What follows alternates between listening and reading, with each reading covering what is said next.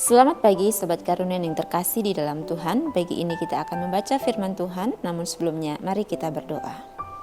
Di dalam nama Tuhan Yesus kami berdoa. Terima kasih Tuhan untuk pagi ini. Kami akan belajar firman Tuhan, berkati kami semua. Di dalam nama Yesus kami berdoa. Amin. Sobat, kita akan baca firman Tuhan pagi ini dari kitab Markus pasal yang kedua ayat 1-5. Saya akan baca untuk kita semua. Orang lumpuh disembuhkan. Kemudian sesudah lewat beberapa hari, waktu Yesus datang lagi ke Kapernaum, tersiarlah kabar bahwa ia ada di rumah. Maka datanglah orang-orang berkerumun sehingga tidak ada lagi tempat, bahkan di muka pintu pun tidak. Sementara ia memberitakan firman kepada mereka, ada orang-orang datang membawa kepadanya seorang lumpuh, digotong oleh 4 orang.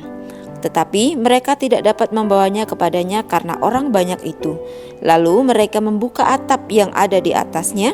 Sesudah terbuka mereka menurunkan tilam tempat orang lumpuh itu terbaring.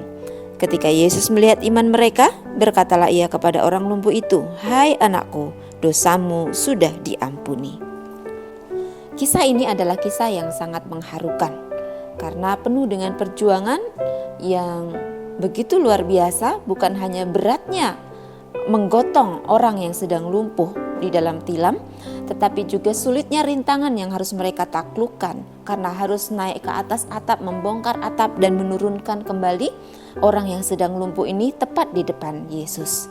Ya, perjuangan yang sangat berat. Ya. Nah, kerjasama dan kesatuan hati yang mereka miliki dalam memperjuangkan sahabatnya ini sehingga bisa bertemu dengan Yesus tidaklah sia-sia. Akhirnya mereka berhasil dan orang itu bukan hanya diampuni dosanya, tetapi juga mendapatkan kesembuhan yang dari Allah. Ya. Sobat Karunian, tidak semua orang memiliki empati yang tinggi terhadap orang lain. Ya. Sehingga ketika berhadapan dengan orang-orang yang membutuhkan pertolongan, tidak jarang orang hanya merasa kasihan, hanya sampai pada tahap simpati, gitu ya, atau hanya sekedar dan terpaksa menolong, bisa jadi seperti itu, gitu ya. Nah, bagaimana dengan kita sekalian Sobat Karunian yang terkasih?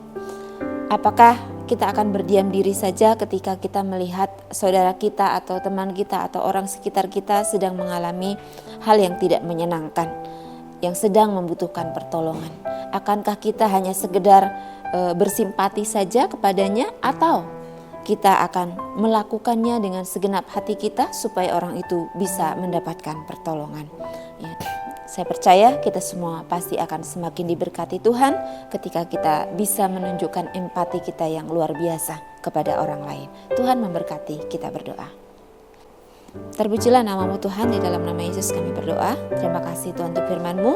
Kami merasa diberkati oleh firman Tuhan karena kami dikuatkan dan kami diajari bagaimana kami harus hidup satu dengan yang lain. Kami perlu kerjasama sehingga kerjasama kami ini membuahkan hasil dan memberkati banyak orang. Dimuliakan namamu, dalam nama Yesus kekuatan-Mu memampukan kami. Amin.